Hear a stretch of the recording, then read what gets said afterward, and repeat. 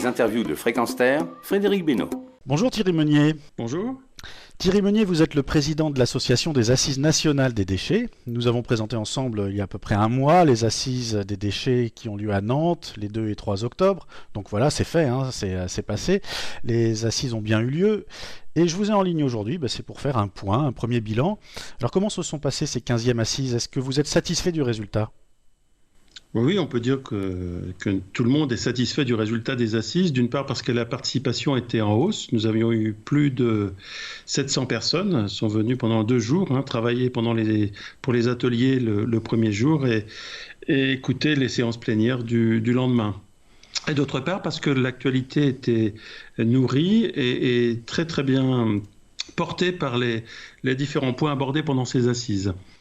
Voilà, alors on le rappelle un petit peu, sont invités à ces assises plusieurs parties prenantes. Il y a ceux qui trient, donc qui organisent le tri.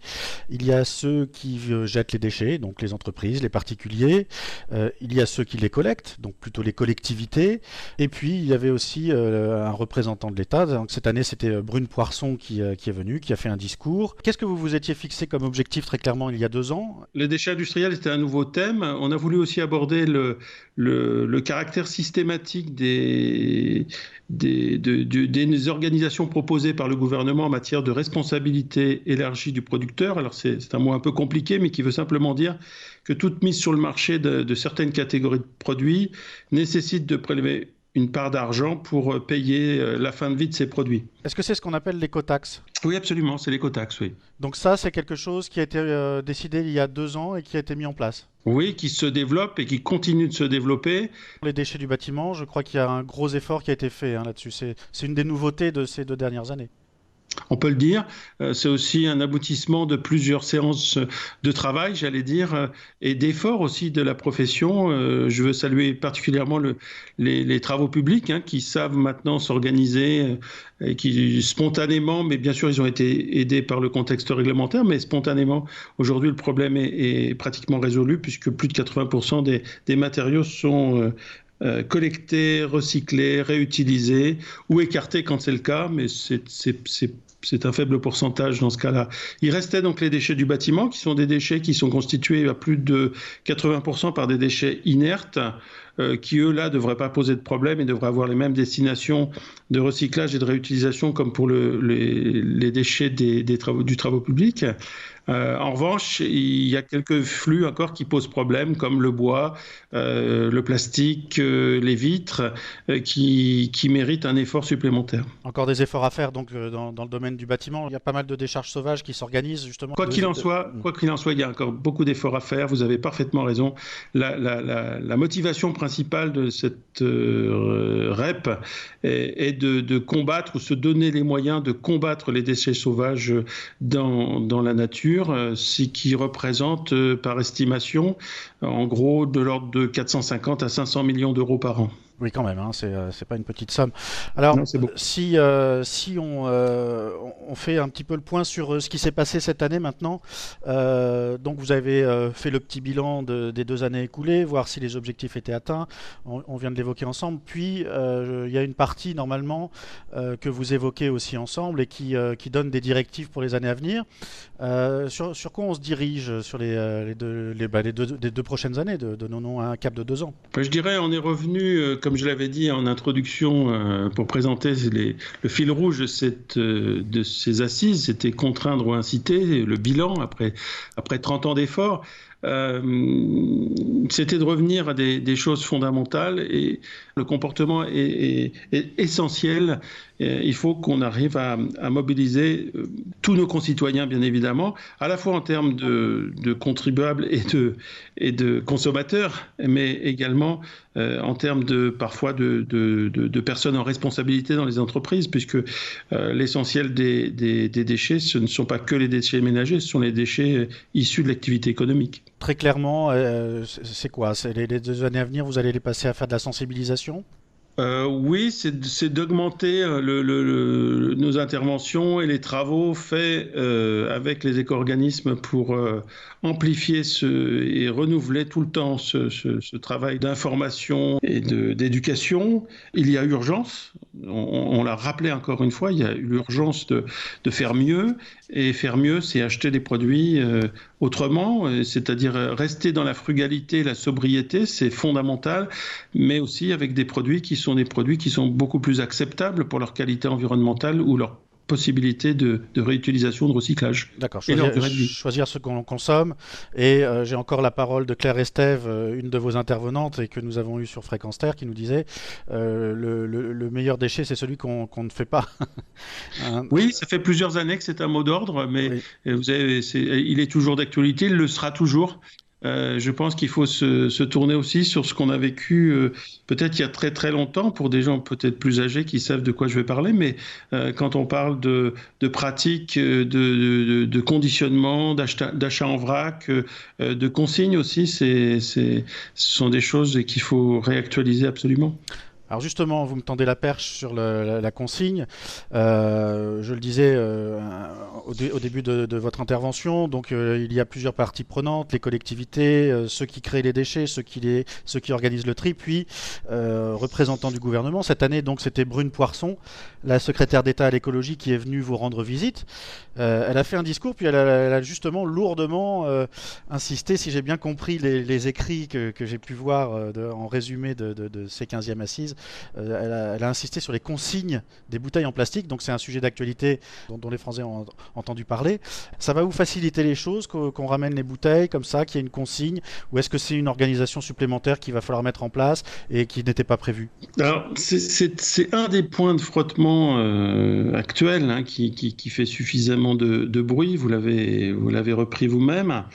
Ce que je voudrais dire d'abord, et ça a été aussi souligné au cours de l'intervention de Madame le Ministre, c'est qu'il ne faut pas que cet arbre cache la forêt. C'est-à-dire que le projet de loi actuellement anti-gaspillage, la lutte contre le gaspillage et l'économie circulaire est un excellent projet de loi. Tout le monde le reconnaît. Il va dans l'urgence, il va à l'essentiel et il faut pousser vraiment pour qu'il soit de plus en plus appliqué et applicable. Et je pense que c'est pas fini, parce qu'on sera de toute façon obligé d'aller plus loin. Mais c'est déjà une très belle étape. On vient de loin et c'est une très belle étape. Alors maintenant, cette question que vous posez sur sur la consigne du plastique, c'est une bonne idée sur le papier. Je crois qu'il y a beaucoup de collectivités qui attendent de savoir ou qui se doutent que ça ne sera pas forcément une bonne idée parce que ça vient interférer leur propre modèle de collecte, la récupération des produits dans le bac jaune. Je pense que les émetteurs de déchets que nous sommes seront peut-être un peu confus au risque de plus trop savoir. On sait aussi qu'il y a une segmentation de la population. Certains vont apporter la consigne pour récupérer quelques subsides et un peu comme je faisais quand j'étais plus petit d'ailleurs pour acheter des bonbons, mais là il ne s'agit pas de ça, mais vous voyez ce que je veux dire. Donc c'est une incitation mais qui va détourner une partie des flux du bac jaune. Donc là il y aura une modification des équilibres économiques qui s'étaient établis sur la collecte et le recyclage. Alors certainement que ce point-là, s'il est maintenu, va donner lieu à des ajustements. Je suis persuadé qu'il y aura des ajustements. Quel est l'intérêt de mettre en place une consigne? Est-ce que le tri du plastique, donc les bouteilles en plastique, ça marche mal? Qu'est-ce qui se passe? Alors, c'est pas que ça marche mal, c'est que c'est très confusant. Le plastique, d'abord, ça n'est pas une résine, ce sont plusieurs résines. On parle précisément des bouteilles en plastique. Oui, on est d'accord. En polyéthylène terephthalate, oui, c'est sur ces bouteilles-là. La consigne, elle est sur ces bouteilles. Oui, absolument. Alors, la collecte marche plus ou moins bien. On dirait qu'elle plutôt... D'abord, elle n'est pas à zéro, c'est clair, mais elle n'est pas non plus à 80%. Et donc, il faut viser l'excellence et viser un maximum de récupération. Et cette consommation de bouteilles d'eau, vous allez comprendre très vite de quoi il s'agit. Lorsque vous consommez ces bouteilles, lorsque vous voyagez ou vous êtes hors foyer, et la consommation hors foyer aujourd'hui augmente grandement, eh bien, c'est pas là où vous allez orienter ensuite votre bouteille vide vers le bac jaune. Donc, on va faire une collecte multiple, non séparée. Et donc, on pense qu'avec la consigne, avec des points de consigne beaucoup plus disparates, j'allais dire, sur le territoire, on imagine d'aller collecter beaucoup plus. Ça reste à vérifier. Comment se serait organisée cette consigne ? Vous avez déjà des Alors, idées? c'est déjà le cas. Vous avez des magasins qui, sur leur parking, donc les hypermarchés en particulier, hein, donc, ont des machines qui sont des machines automatiques dans lesquelles on glisse la bouteille et on a un bon d'achat ou un ticket de réduction en fonction de la quantité qu'on aura introduite dans la machine. Cette machine est mise à disposition par des professionnels du déchet pour le compte de cet hypermarché quand c'est le cas. D'accord, donc c'est pas vraiment un retour direct vers le consommateur. C'est des avantages qu'on utilise ou qu'on n'utilise pas, quoi.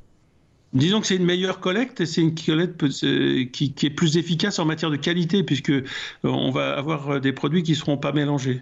D'accord. Le grand problème du plastique pour nous, ce sont surtout les emballages, les multicomposites avec des couleurs, des produits différents, du polystyrène avec des films. Donc ça, c'est très compliqué parce qu'il faut séparer les éléments pour pouvoir les valoriser de manière différente. Alors il y a aussi un petit domaine, je ne sais pas si cette année ça aura marché, vous allez nous le dire, c'est que vous avez lancé un appel aussi qu'on a relayé sur les personnes, les entreprises, les particuliers. Comment vous avez appelé ce secteur-là, un petit peu novateur, où les personnes viennent présenter leurs projets? Alors c'était la 2e édition de notre speed meeting. Oui, c'est ça. Alors comment ça s'est passé ça? C'était toujours très, très amusant, très, très décontracté. Ça clôture la première journée de travail qui est une journée intense et ça permet à tous de se retrouver autour de thèmes fédérateurs et de découvrir des projets, des solutions de toute taille, de toute nature qui vont dans le sens de l'efficacité du recyclage et de l'efficacité de la valorisation. Et là, vous avez nous avons eu 40 candidats, sélectionnés 9, qui avaient 3 minutes pour présenter en scène leur solution selon 3 rubriques. Et les participants avaient la possibilité de voter avec leur smartphone. Et c'était très, très, très riche, très, très nourri, là aussi. Je crois que tout le monde a apprécié, comme la fois précédente, à la fois la forme, qui, comme je l'ai dit, était très sympathique, qu'est-ce qui a été retenu? L'originalité des projets présentés. Qu'est-ce qui a été retenu? Alors, les projets les plus originaux, vous pouvez nous le dire ou c'est secret? Non, c'est pas secret du tout. Alors, il y a une jeune personne, une jeune ingénieure qui a aussi qui a un parcours extrêmement intéressant, qui a un CAP de cuisinier aussi et qui fait dans la restauration et qui s'était intéressé donc à tous ces bacs de polystyrène jetables pour approvisionner les restaurateurs et on met les poissons, sortir des marchés d'intérêt nationaux. Oui. Et donc, il a inventé des cycles des bacs spécifiques agroalimentaires et un cycle et un service pour réutiliser ces bacs. Ça s'appelle Pandobac. C'est une très très bonne chose. Ensuite, nous avons eu France Nature Environnement qui nous a présenté son application pour déclarer les dépôts sauvages de telle sorte qu'on puisse éviter qu'ils s'accumulent parce que dès qu'il y a un dépôt, il y en a un autre qui arrive derrière. D'autres personnes derrière viennent rajouter au problème. Oui. Et donc, c'était fait en bonne intelligence. C'est toujours délicat ce genre d'opération, mais voilà, c'est une application smartphone aussi qui fonctionne très très bien. Voilà 2 exemples de sujets qui ont été félicités. Très bien, merci beaucoup Thierry Meunier. Je rappelle donc que vous êtes le président de l'Association des Assises nationales des déchets. Cette année, elle se déroulait les 2 et 3 octobre. On se donne certainement rendez-vous dans 2 ans pour les prochaines Assises des déchets. Ce sera les 16e. J'espère. Merci beaucoup, à bientôt. Retrouvez et podcastez cette chronique sur notre site fréquenceterre.com.